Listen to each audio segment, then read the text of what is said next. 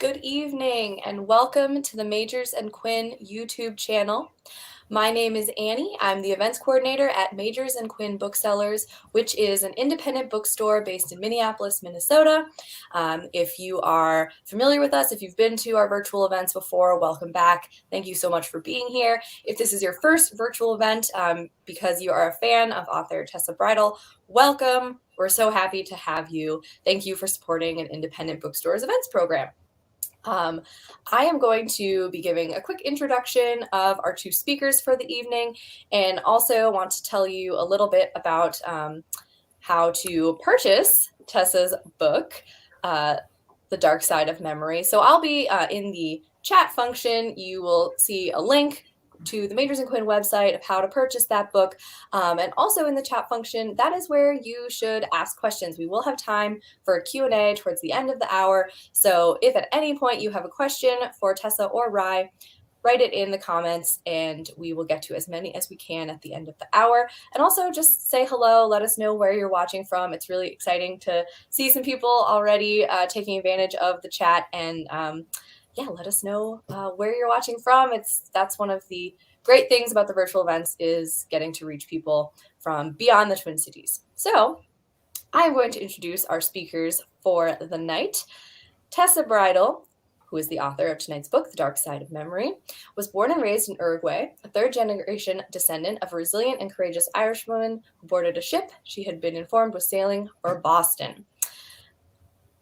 And once on the high seas, she discovered that she was instead headed for Buenos Aires. Generations later, Bridal reached the shores her great-great-grandmother thought she was bound for. Tessa has first novel, The Tree of Red Stars, won the Milkweed National Prize for Fiction and the Friends of American Writers Annual Award. Her work has been reviewed by the New York Times and praised by educators and historians. She's the recipient of the American Association of Museums, now the American Alliance of Museums, Educators Award for Excellence for her work in creating educational theater programs that became the model not only for science and children's museums, but for zoos and aquariums as well. She's worked at the Science Museum of Minnesota, the Indianapolis Children's Museum, and the Monterey Bay Aquarium. She's the proud mother of 2 daughters and grandmother of 2 boys with a promising future in wrestling, magical thinking, and experimental science. And we're very pleased to have a conversation partner for Tessa tonight. Professor Ry Siggelkow is the Director of Programs in Faith and Praxis at the University of St. Thomas. He earned a PhD in Theology, Christian Ethics from Princeton Theological Seminary, and an MA and BA in Theology from St. Thomas. Ry previously served the department as a theology tutor and research assistant and as an adjunct instructor. He teaches classes on a range of subjects focusing on issues at the intersection of race, gender, and class, including courses on liberation theology, contextual theology, and theologies of migration, with an emphasis on the personal and practical dimensions of theology. Ry and Tessa, thank you both so much for being here. I'm very much looking forward to this conversation, and I will be back later to take questions. Thank you so much, Annie, and thank you to the organizers of the event, to the good folks at Majors and Quinn Booksellers. It would be lovely to be in that bookstore that you see behind you. It's been a long time since I've been at a book event like this, but I'm also really grateful to be able to have this conversation online so that many more people can attend from hopefully across the world. I hear there's some folks even perhaps from Latin America in attendance tonight, and we can do so safely from the comfort of our own homes. So I just want to extend a thank you to Majors and Quinn, and also a thank you especially to Tessa for the invitation to be in conversation with you about your beautiful book. I'll just lift it up here so people can see. The Dark Side of Memory, Uruguay's Disappeared Children and the Families That Never Stop Searching. A book that is published by Invisible Ink from the Twin Cities here. It's a really a pleasure and an honor to be in conversation with you tonight, Tessa. I also want to say to those of you who are attending that we would like you to feel as much of a part of this conversation as possible. In a setting like this, it's a little bit difficult to sort of feel and sense your presence, but we know you're there, and there will be a time for conversation, and we'll open it up for Q&A with about 15 minutes left at the end of this evening, around 7:40 or 7:45. So I expect that many people have yet to read this book, as this is a kind of promotional event for a newly released book. So I thought I would begin this evening by offering a brief introduction to the book, my own experience of reading it, along with some of the questions that it raised for me. And then from there, Tessa, I wonder if you could speak about what motivated you to write the book, as well as share something about the historical background of the book, which may be somewhat, I think, unfamiliar to many of the people listening in. So first, perhaps I should just begin by reading the description from the back cover of the book.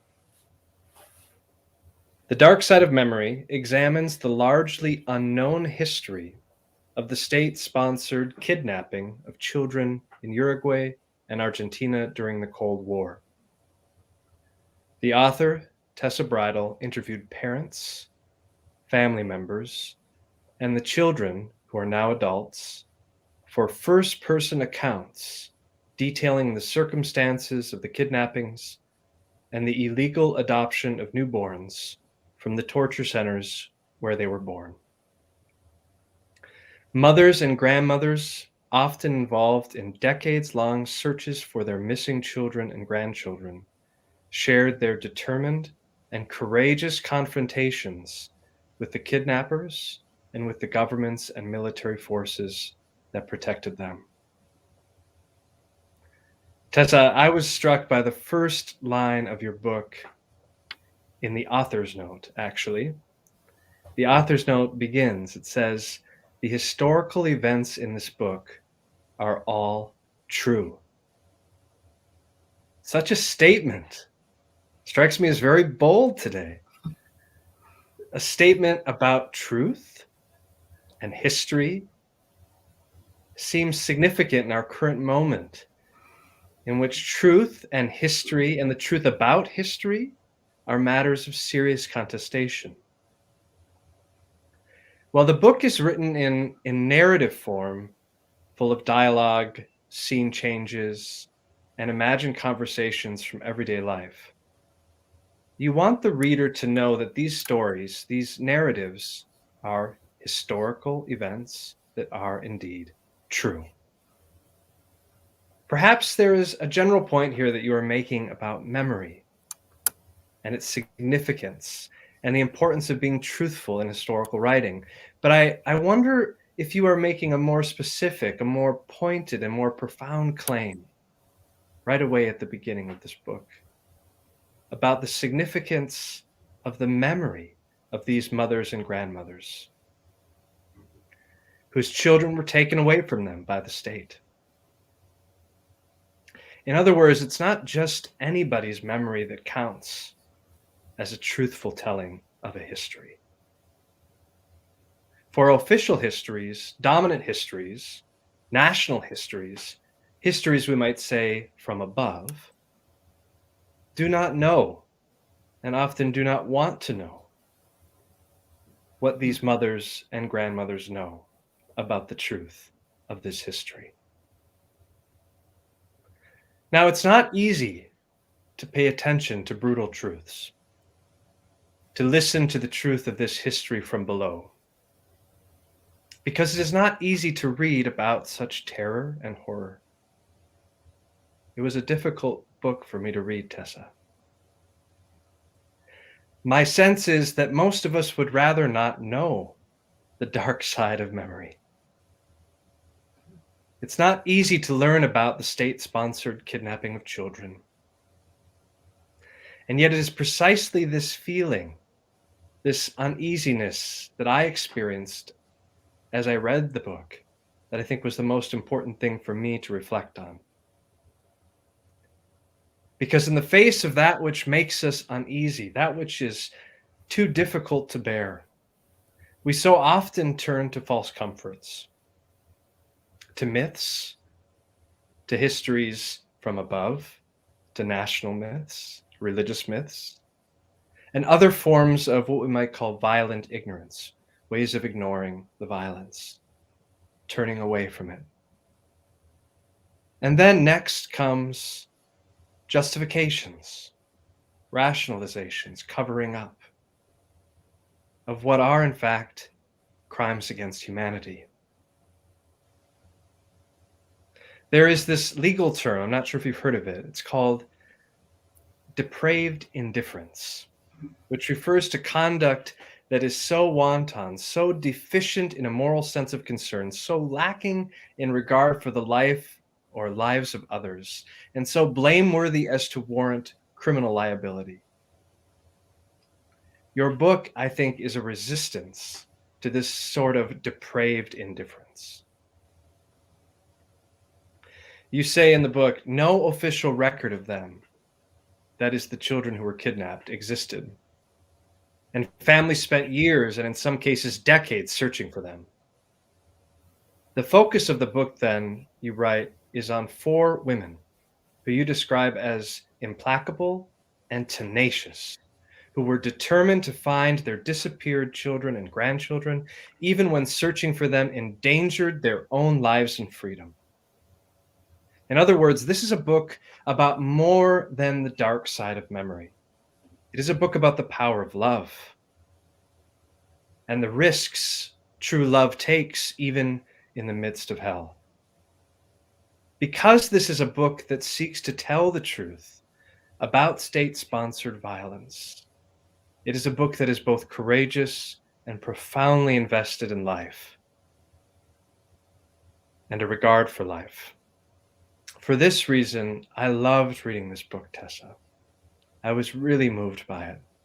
I experienced it as a kind of prayer for life and for love, and I found hope in it, which is why I've said to you, and that appeared in the cover of the book or in the back cover of the book, that it's a holy book for me. So thank you for writing him. I wonder, though, could you speak, Tessa, a bit about the historical background of what was happening during this time in Uruguay and Argentina, along with what motivated you to write the book? Yes. Oh, Ry, I don't think any author could ask for a more wonderful introduction and a more thoughtful and insightful one than you have just given. Thank you. Thank you so much. Okay. And I want to add my thanks to Annie, too, and to Majors and Quinn, and all of you who are listening today. Thank you for being with us. I don't quite know where to start after such a beautiful introduction. I'm a little moved and speechless, but I think Ry's suggestion of providing a little bit of background history is a very good one, because it does involve not only the history of the 2 main countries that appear in the book, which are Argentina and Uruguay, but also the United States. And I am often a little taken aback by how little people know about their own history. And so this was an effort, I think, to at least put a little chink in that in that resistance to understand some of the things we have been involved in and have done abroad outside of the United States. So I'm just going to begin by giving a little bit background, and then I want to read an excerpt from here. And then we'll open it up for questions, which is one of the parts that I like most about these events, is to see how people react to the information and what more you want to know.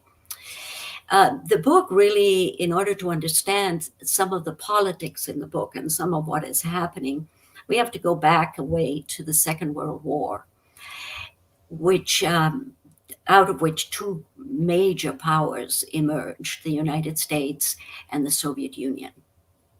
And the confrontation, whether it was direct or indirect, for power over the rest of the world has continued really to this day. And it has cost dearly. In the United States, it cost the Vietnam War, which took many, many lives. And in Latin America, it cost many, many thousands of lives and disappeared as well. The United States suspected, rightly, that Latin America was much more inclined toward socialism than toward capitalism. And socialism is perfectly compatible with democracy. Communism, not so much so. But in the United States, the two words tend to be used rather interchangeably without understanding the profound differences between those two philosophies. And the United States decided that in order to protect itself from any encroachment from either socialism or communism, it had better take some action in Latin America, especially after Fidel Castro came to power in Cuba, which is very close to home. What next? What could be happening? And in Central and South America. And very many years ago, in the early 1940s, the United States had established in Panama the School of the Americas. And it was used in the 1960s, 1970s, after the Second World War, as a place to train military, South American, Latin American military, to deal with any kind of subversion or questioning of authority, or any movements to make changes within the country. And among the lessons that the military learned at the School of the Americas were torture techniques, very sophisticated torture techniques, which were used widely in Latin America once the democracies began to fall. The military felt empowered by the support of the United States, and 17 democracies fell in Latin America and were replaced by military dictatorships. Most of them very cruel dictatorships. And they led to the disappearance of thousands and thousands, tens of thousands of people who were arrested for questioning or for directly attacking anything to do with military force. And they were taken to these secret torture centers and, in most cases, never heard from again. Sometimes they were, but they managed to survive that, but it was rare. It was rare. Now, when the military police stepped in to arrest these insurgents and people who were questioning their power, they took the adults, and then, but those adults very often had children. So what to do with the children? They were of all ages, including newborns and children already perhaps 8 or 9 years old. And many of them were taken to orphanages, particularly the ones that were a little bit older. But the ones that were babies and very young children were given away to families, military families, and police families, and sometimes to the very people who had disappeared those children's parents.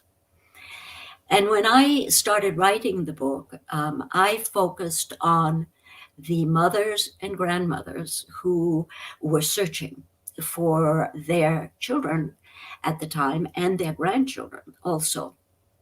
And I was, as Ry mentioned, just so moved and impacted by their courage and by their resilience, because they faced some of the military who had actually taken their children. They faced the police. They never stopped searching. And my admiration for them and my respect for them was so great. And I was so honored and so moved that they granted me interviews, received me in their homes, shared pictures and photographs and letters and everything with me. And I returned to the United States after those interviews, just eager to write this book. And I wrote a version of it, not quite the same one as the one that has been published. And it was categorically put down. I was told in no uncertain terms that this book was unpublishable because I happened to have written it not too long after 9/11. And since the United States played a part in what happened in Latin America and does not necessarily come off very heroically from those encounters, it was considered, a very unpatriotic book and one that could not possibly be published. So I was very deeply affected by that, and didn't write anything for a very long time, but put it away, and almost 20 years later decided I'm going to try this again. And it turned out to be a wonderful blessing that it was not published 20 years ago, because now I could also meet and talk to the children who were now adult and had been found. And they added, of course, a tremendous amount of emotion and insight into what it had been like to grow up in a family, usually knowing they were adopted, unless they were taken when they were very tiny babies, usually knowing they were adopted. And even in some cases where they had been adopted as babies, they suspected somewhere along the line that they were adopted. They weren't a blood part of that family. Um, and what it felt like to suddenly discover not only that they were adopted, which can sometimes be very traumatic for people, but that the people who had adopted them, in some cases, had been directly responsible for the disappearance and the murder of their parents. Hmm. And so again, I was just overcome, overwhelmed by their willingness to talk to me, by the many things they told me, some of which they asked me not to share, which I didn't do in the book, but which I carry with me as something very, very precious that they confided in me. So the book, in my opinion, then I felt, gosh, I'm so glad that what felt like such a terrible disaster as a writer, when I first tried to publish the book, turned out to be really a blessing in disguise, as so often happens in life. So I don't know if, Ry, you have anything else you would like me to say before I read. Well, thank you And we go to for that questions. background. That was very helpful, I think, for me, I know, and I think for others, to learn a bit about that historical context, and then also the shelving of the book for a time, and then coming back to it, and kind of getting new energy for it, and being able to speak to these children who are now adults. I wonder if you could read for us a section from the book to give us a Yes. sense about kind of the style of the book and how it reads. It would be my pleasure. And I am going to choose from about 100 pages into the book. And I'm going to read a section where two grandmothers whose children have gone missing, and whose grandchildren have also gone missing. The children have gone missing very recently before what I am about to read. And so they are now in search of their grandchildren. They know by now that it is highly unlikely that they'll find their children, but they never lose hope. And but now they are on a campaign to find what happened to their grandchildren. Esther tried to quell the feeling of nausea she felt as she buttoned her long wool coat and prepared to meet Violeta at the ferry. How had it come to this? How was it possible that two respectable families, wanting only that their children graduate with honors and find good marriage partners, were now faced with the reality of those children arrested and their grandchildren disappeared? The wind blew cold off the river as the two women disembarked in Buenos Aires a few hours later and left the dock to find a taxi. They gave the driver Emilia and Jorge's address and rode in silence. One never knew who was an informer and how words could be used against one these days. They paid the driver at the curb and approached the little house with a window on the street. No effort had been made to repair the broken down front door. Its shattered remains listed precariously, shards of wood pointing like spears toward the sky. They moved some pieces aside and stepped into the small living room. Nothing of any value or use was left in the house. Every scrap of clothing had been taken, every book, every plate and pot. A broken chair lay on the floor, along with some newspapers and a fork with twisted tines. The kitchen was bare of appliances, the only item a piece of colored wool in a corner. Esther picked it up. It was a little cap with 3 pompons on the top. Esther put it in her pocket, and she and Violeta continued the search. They opened every cabinet, searched every closet, but there was nothing there. A similar scenario awaited them nearby at Carla and Fernando's. Only there, thanks to the neighbors who had run into the apartment as soon as the Secret Service gang had left, collecting everything they could find, there were 2 invaluable items: the little boy's birth certificates. Unlike Emilia and Jorge's neighbors who had not answered their doorbells, these neighbors were willing to tell Violeta that her daughter Carla and husband Fernando had been taken during the night and the children left in a neighbor's care. A woman stepped forward, clearly wishing she did not have to. I kept them for 2 days. The baby cried all the time. I couldn't calm him. My husband said he was going crazy and our own children were being neglected. I'm sorry, Senora, but I gave them to the police. What do you mean you don't know? Esther shouted at the policeman, brandishing Mariana's hat in his face. What kind of police force is this? Violeta added. Everything in our daughters' houses has been stolen or destroyed. Where are they? Where are their husbands? Where are our grandchildren? The policeman held up his hands. Perhaps they moved, senoras. Are you a complete idiot? Esther said. Why would they break everything they owned before moving? Some people. You're playing us for fools, Violeta said. Murder has been done. Children have disappeared. Senoras, these are difficult times. We know that the children were handed over to you.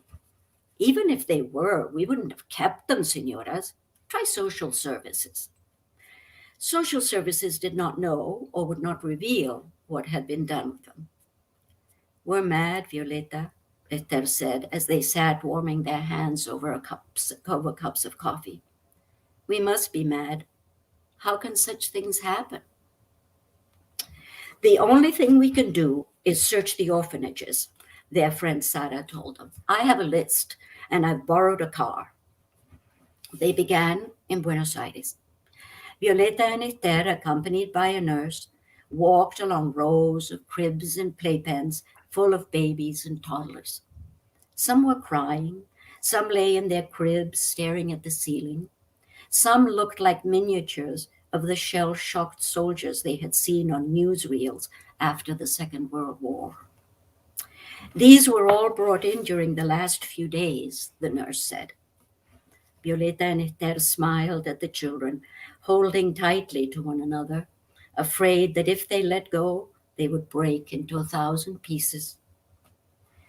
At the second orphanage, they again reviewed a row of cribs and looked into a room full of 1 to 3-year-olds. A few held their arms out to them, and it was all the 2 women could do to keep walking, to keep looking. 2 babies had died, the nurse said. Did they want to see the bodies? They had not prepared themselves for such an eventuality, but not confirming whether the bodies belonged to their grandchildren was not an option. They looked at one another, and Esther nodded. Once outside, after viewing the bodies, they gave vent to every emotion that had racked them during their visit. They supported each other and sobbed until it seemed as if there were no more tears left in them.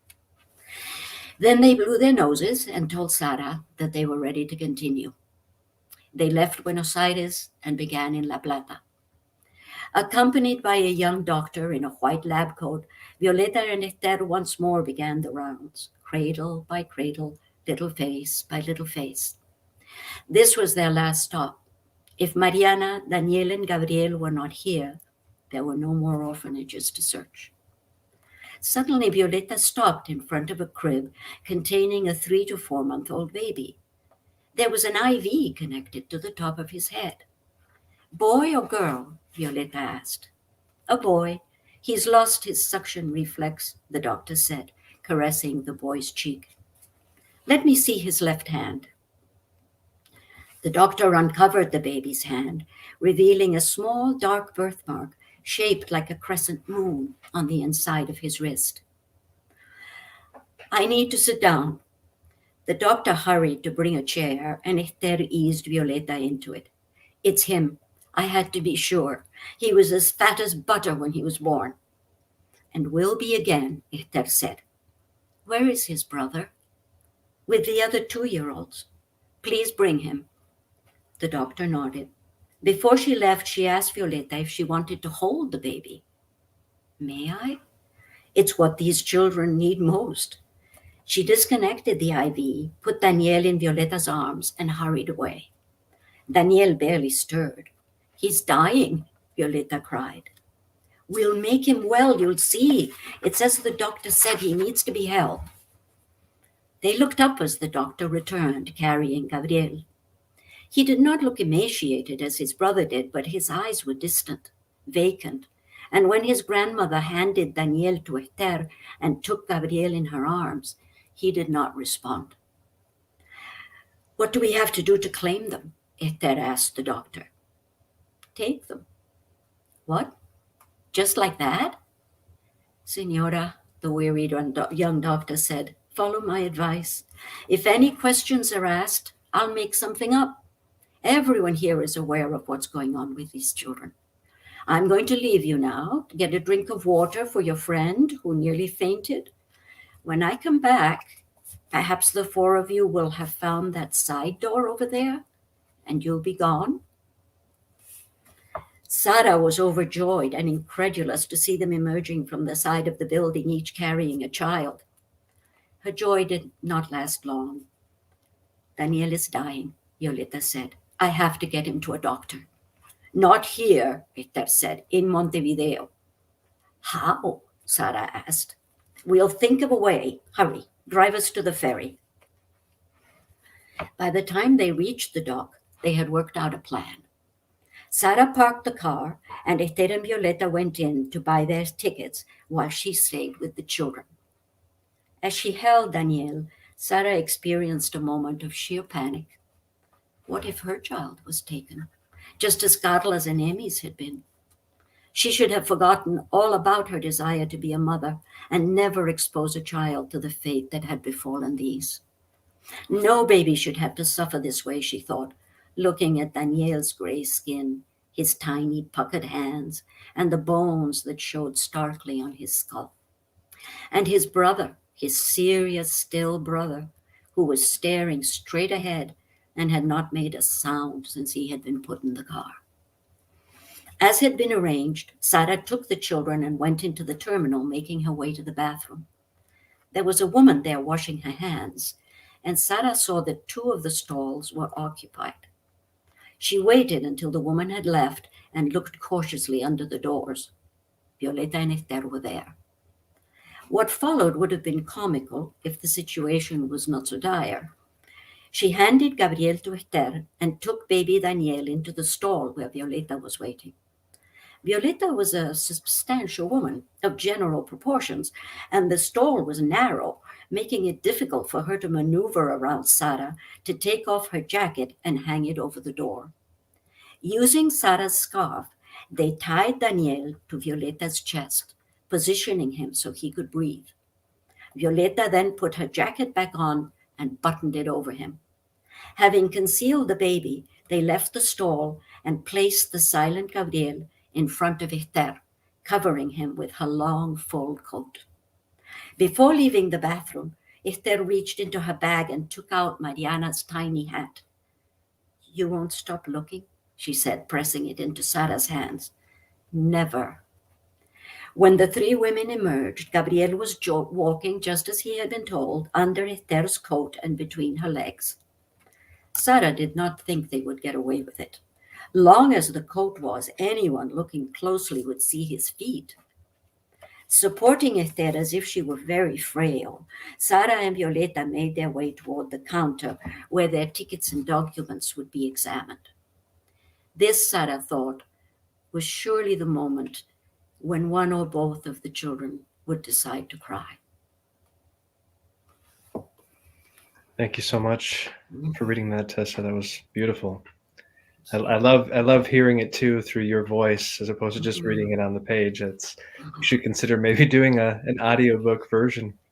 Oh, I would enjoy doing that, and I think it would be a lot of fun to do with. Here I am having problems with my earbud again. I would enjoy doing it too with maybe some other voices. People who could do the children's voices and the mothers and grandmothers. Yeah, it would be. I would enjoy that. Yeah. Yeah. So in the comment section, Annie has said that you may write questions that you might have for Tessa in that section at any point, including now. As you're doing that, I guess I have a question for you that I'd like to ask to get us kind of started. And I think my question is just it gets back to this question: what motivated you to write the book? And I think the question is, why is the truth of this history so important for us to remember? What do you want readers to learn from this book? What do you want people to take away from this book? I mean, the memory, learning this history through narrative form and through personal accounts is very powerful in its own right. But it seems, as I read it, that, and as I hear you talk about it, that there's a kind of message here as well, that lessons that we can learn current moment, some almost 50 years later. Well, what motivated me was when I moved to the United States, very few people knew where Uruguay even was. And it was always confused with Paraguay. So I always had to explain, no, Paraguay is like the heart of South America. It's in the middle. Uruguay is a coastal country bordered by Argentina and Brazil. And then the next question would always be, what were your parents doing there? I mean, and sometimes I didn't even say Uruguay, I would say South America, and people would hear South Africa because I don't look like their stereotype of what a South American looks like. And so I would have to explain, no, not South Africa, South America. And so I thought, well, wow, I loved my little country, and it has a fascinating history. My own great grandmother's extraordinary journey from Ireland, and all kinds of that I have written about, and all kinds of things. And I just was so interested in these women. I mean, by then, of course, the mothers of the Plaza de Mayo had been established, and they were all women, and they were women who committed to once a week marching in front of the presidential palace in Buenos Aires. And more and more people joined them as time went by, to protest and to demand an answer about where their children had disappeared. Why? Where were they? And their grandchildren. And then I realized that although something similar only happened once a year in Uruguay, the mothers and grandmothers again were the movers and shakers who really did the work of finding out the truth. And I, as a woman, was very drawn to those stories because I thought they were heroic and very, very valuable to tell. And I think in some ways there are a couple of things that are very important to me. I have always believed, and I think I say this in the book, that wars always seem to happen to remedy something from the war that preceded it. And so that traps us in a kind of endless cycle of violence. The more we try to solve problems with violence, the more we perpetuate a continuing of that problem or a different one. But it just doesn't solve anything. On the contrary, it makes things worse usually. So I also, when this book was now published finally, it also coincided with children being separated from their parents at the border here. Mm-hmm. And so that affected me very much because although the circumstances were different, some of what was happening to the families was very similar, especially to the children who were being taken away and kept in very often far from ideal situations. Young as a few months old were taken away from their families, and I knew the cost of that to everybody, to the families, to the children, and to society. And I thought, wow, while the situation is different, some of the outcomes will be the same. Wow. So we have a couple of questions that have come in here. One from Pamela Klinger Horn. She asks, Tessa, how did you locate these families? There must still be a lot of secrecy surrounding the disappearance of these children. I located them quite easily because I am from Uruguay, and Uruguay is a very small country. And there is a saying in Uruguay, somos pocos y nos conocemos, which means there are a few of us and we know one another. So all I had to do was go down there and say, this is why I'm here. I want to find out this. When people just came forward and said, oh, yes, I had a friend whose children were born in prison. And so she introduced me to a network of people who regularly gather the mothers of the detained disappeared, mothers and grandmothers of the detained disappeared. And I went to one of their meetings, and that in turn, they introduced me to other people. And so I can't say that it was at all hard to find the people who were willing to tell me their stories. I spoke their language. I was from there. In some cases, I knew them from other times of life, and so that's how I found them. And I'm sorry, there was a second part to your question, and I can't remember right at the end. What was it? Well, Pamela asks about the secrecy surrounding the disappearance of these children. In fact, okay. Judy has a question that I think kind of dovetails on this, which is, in present-day Uruguay, is there debate about this part of the country's history, about the disappeared and the military's role, or how do Uruguayans see this history? So I guess this question of secrecy, how public is this? How much is this a discussion within Uruguay right now? Well, there is no one simple answer to that question. Uruguay's military did leave power voluntarily. Sorry. But they were given. There was an armistice regarding being able to prosecute them or not, which some people still resent, and others think it saved a lot of ongoing problems and even maybe more physical violence between them, to let them know that, all right, we will not prosecute you for crimes committed, although in some cases they were. One of the worst people who disappeared, adults and children, died quite recently, and he died in house arrest, and was charged with the largest number of murders in Uruguayan history.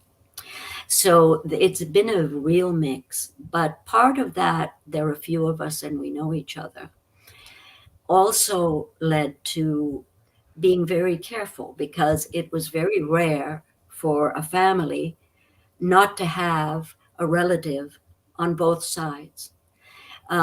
Somebody who was in the armed forces and somebody who was with the resistance. And that made it very difficult for people at work, for people in family gatherings. It's kind of reminiscent of what's happening now with people gathering, and some are pro-Trump and some are not, and what that is doing to families. And it's kind of a similar thing, that in every family there was somebody from both sides, that made it very, very difficult to heal, and also to move forward and to deal with the issue. Some people feel that the military were indeed held to account enough, and others that it was nowhere near enough. And every year in May, on the 20th of May, there is something called the March of Silence. And there's a picture of that march on the cover of the book. I don't know if any of you have the book handy, but at the bottom here, under the Ana Mariana's eyes, you see a number of posters of those who remain disappeared.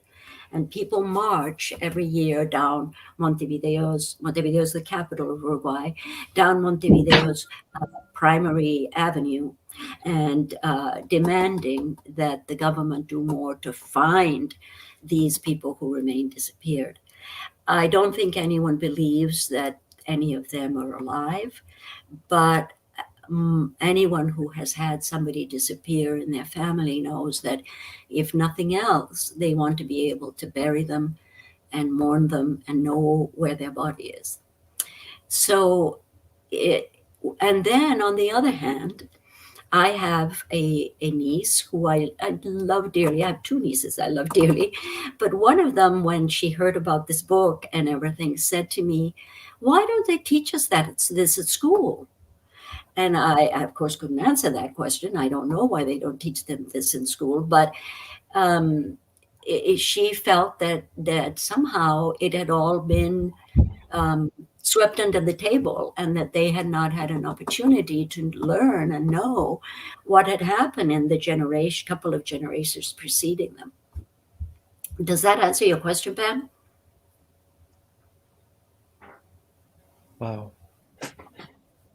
Yeah, it seems as though, this happens, I think, in any kind of, nation state, it seems, in the United States, certainly, where we have, these debates about the telling of history, about, and what happens in schools. I just read this morning that an Indiana senator, right, is seeking to pass a bill that would, he's a state senator, that would require or would regulate sort of the teaching of history, particularly around Nazism and fascism, to be taught impartially and without sort of any bias, right?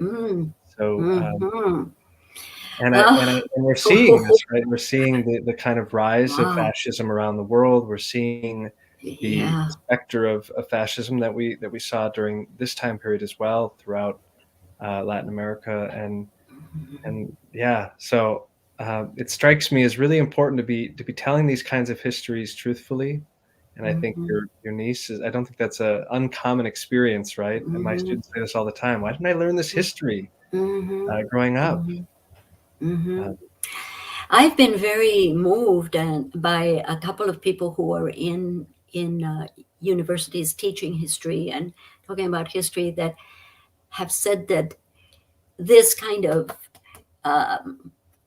nonfiction novel that isn't fictional but is written as a novel is the way to reach younger people with some of this information that is difficult, rather than to lay it out in a traditional historical way. And I was very, very interested to hear that there is a movement among history professors to do a little bit more of a novelistic style of writing history to make people, to engage people more readily. So, Wonderful. Well, since you bring up that form, Tessa, of like the novel, but it without is fiction. true, the novel without fiction, Uh-huh. I wanted to know a little bit more about the process you go through to turn your research into your writing. Maybe this is sort of a technical, boring question for the people out there, but you got to ask your own questions, or I'm going to come in here and ask bookseller questions. Yeah. So yeah, just from the interviews, you're talking to the actual people. What is then your process to teasing that out and deciding the narrative? Well, I wish that I could say, here's the recipe. 1 cup of this, 2 of that, or 3 hours of this, and you structure it this way. And I haven't a clue, really, honestly. I felt, because I had heard these voices, I've recorded all of my interviews. Because I heard these voices, I couldn't see myself writing a book without dialogue, or without those voices as I heard them telling me their stories. And so the dialogue came very naturally, but also I had an ulterior motive. I wanted people to read this book in the United States. And I felt that unless I made it very readable by using novelistic techniques, it probably would not get read. So I had an ulterior motive, and I had a goal of trying to weave information with the development of the characters that play important roles in the book, who are real and who I knew and could describe, and whose voices I had heard. So I'm sorry to say that I can't give you a map to follow. Oh no, I'm so curious about your own process because Well, everyone's is different. that was it, Yeah. really, Yeah, that's hearing wonderful. those voices. And also it's very interesting. And I discovered, after I published the book, I discovered that in Spain, there is one writer in particular whose name, I'm sorry, is escaping me, but there is a movement for people writing novels without fiction, because they're interested in writing history, but they don't want to write a history book. They Right. want to write a readable, novelistic kind of book.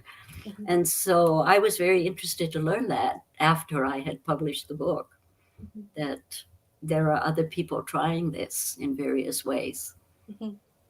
Yeah.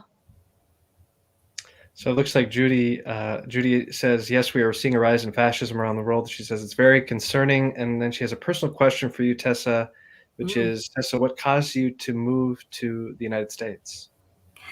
Oh, well, it was not my choice, I must admit. I was living with my mother and my older sister in Montevideo, and I was quite happy there. I was teaching and had friends and everything else, and I was pretty young. And my sister was the one who decided that she wanted to make a move. She she thought the United States would be a great place to go.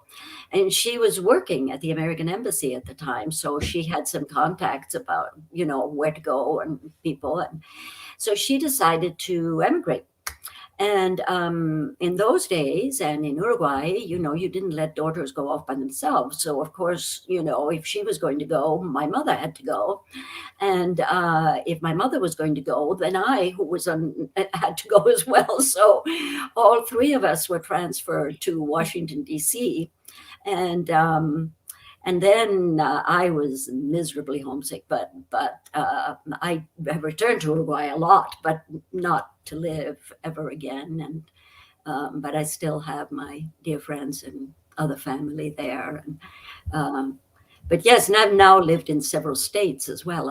We started off in Washington D.C. and lived in Maryland, and then I left and went to study in Britain, and then I came back here, and I've worked in Indiana and in California, and then I married someone from Minnesota, so I came to Minnesota.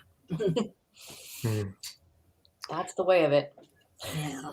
I know we don't have a whole lot of time left, but I wonder if we could talk a bit more about the connection you made there between what happened in Uruguay during this time period and what's happening today in the United States, and with the rise of some kind of neo-fascism, however we want to frame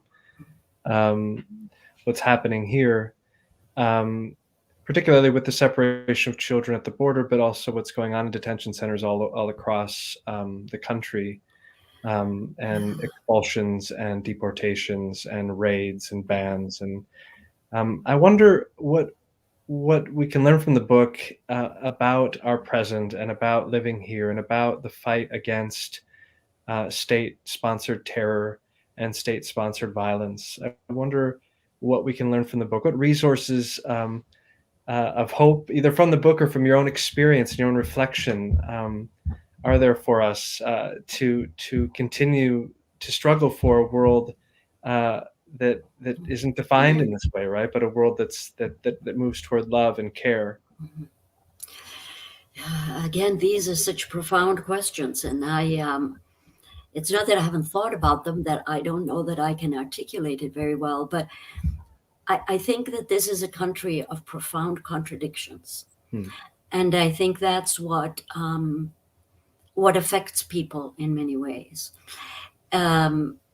If you stop to think about 9/11, for instance, it wasn't long before Congress passed the military order, which gave military tribunals the right to arrest, try, and disappear anyone who they wanted to. And so there are people sitting in Guantanamo 20 years later who have not even been accused of anything. And so we have this facade of, and it's not only a facade, it has substance of being a country of law and of justice and all of this. But when put to the test, as we were with 9/11, I think the worst of us came out, not the best. The best came out in the people who dealt with it, but politically, the worst came out.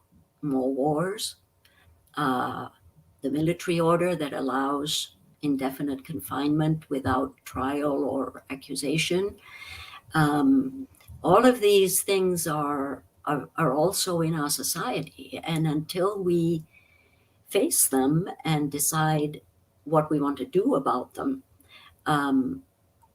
it's going to be a very hard road to inspire coming generations to do some of the things that were done in Latin America. Because a lot of the movements were youth-led movements, and they did not turn out well for the people who led them and participated in them. So how